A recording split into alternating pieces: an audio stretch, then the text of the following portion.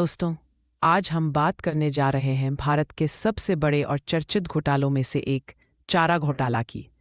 यह सिर्फ पैसों की चोरी नहीं थी, बल्कि एक ऐसी कहानी है जिसमें राजनीति, भ्रष्टाचार और सत्ता का खेल सब कुछ शामिल है। यह कहानी है बिहार की 1990 के दशक की। सरकार ने पशुपालन विभाग को करोड़ों रुपए दिए थे ताकि गाय भैंसों के लिए चारा, दवाइयाँ और दूसरी ज़रूरी चीज़ें खरीदी जा सकें। लेकिन हुआ क्या?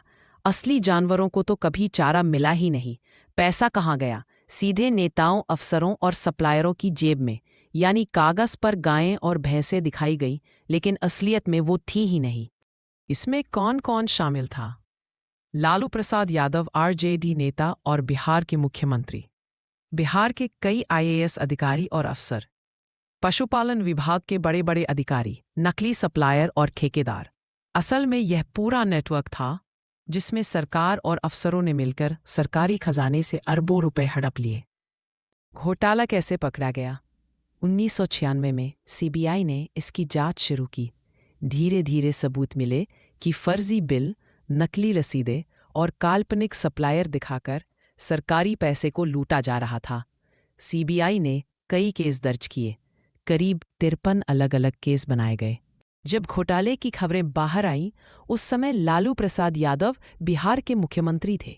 सीबीआई ने उन पर भी केस दर्ज किया और धीरे धीरे मामला कोर्ट तक पहुंचा।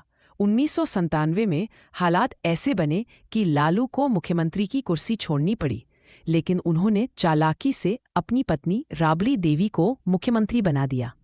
लंबे समय तक कोर्ट में सुनवाई चलती रही। 2013 में सीबीआई की विशेष अदालत ने लालू यादव को दोषी करार दिया और 5 साल की सजा सुनाई।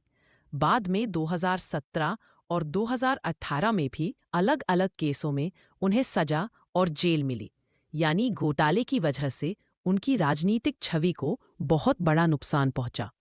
यह घोटाला भारत में भ्रष्टाचार की सबसे बड़ी कहानियों में से एक बन गया। लालू यादव को लोकसभा चुनाव लड़ने से रोक दिया गया। बिहार की राजनीति पूरी तरह बदल गई। देश भर में लोगों को एहसास हुआ कि भ्रष्टाचार सिर्फ छोटे स्तर पर नहीं, बल्कि बड़े नेताओं और अफसरों की मिलीभगत से भी होता है। अब बड़ा सवाल, इतने करोड़ का जो पैसा लूटा गया, क्या वो सरकार को वापस मिला? सच्चाई ये है कि ज़्यादातर पैसा रिकवर नहीं हो पाया। जांच और अदालत के आदेशों के बाद कुछ संपत्तियां जब्त की गईं। कई अधिकारियों और नेताओं पर जुर्माना लगाया गया। कुछ रकम सरकार के पास वापस आई, लेकिन यह कुल रकम का बहुत छोटा हिस्सा था। रिपोर्ट्स के मुताबिक कुल 950 करोड़ में से केवल कुछ दर्जन करोड़ रुपए ही वसूल हो पाए। बाकी का पैसा या तो खर्च दिखाकर खा लिया गया या फिर उसे ट्रैक करना नामुमकिन रहा। दिलचस्प तथ्य, इस घोटाले को चारा घोटाला इसलिए कहा गया क्योंकि पैसे चारे और जानवरों के नाम पर लूटे गए।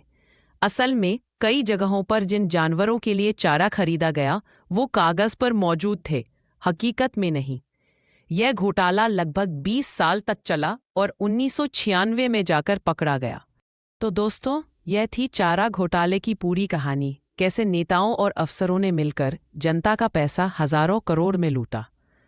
क्या आपको लगता है कि इस तरह के घोटालों से राजनीति में सुधार कभी आ पाएगा? कमेंट करके ज़रूर बताइए।